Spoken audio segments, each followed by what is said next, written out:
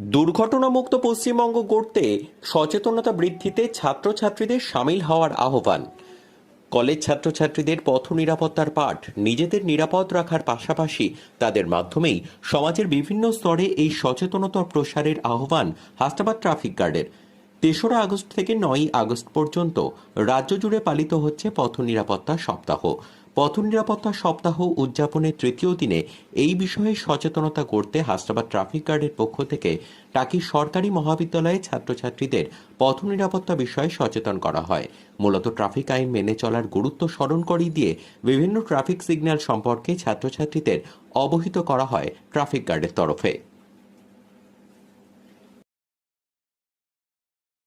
Sir, আজকে এই traffic awareness programme সম্পর্কে কিছু বলুন।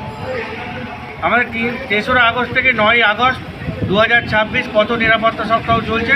আজকে আমরা তৃতীয় দিনে উপস্থিত হয়েছি। তৃতীয় দিনে আজকে আমাদের প্রোগ্রাম ছিল টাকি কলেজের স্টুডেন্টদের নিয়ে একটা অ্যাওয়ারনেস, ট্রাফিক সচেতনতা এবং বিভিন্ন আইন সম্বন্ধে, এবং তারা রাস্তায় চলতে গেলে কি কি সতর্কতা অবলম্বন করবে যাতে তারা দুর্ঘটনা থেকে তাদের জীবনকে বাঁচাতে পারবে। এই নিয়ে আমরা একটা প্রোগ্রাম করলাম। উপস্থিত ছিলেন টাকি কলেজের প্রিন্সিপাল, থানার আধিকারিক এবং একাধিক স্টুডেন্ট।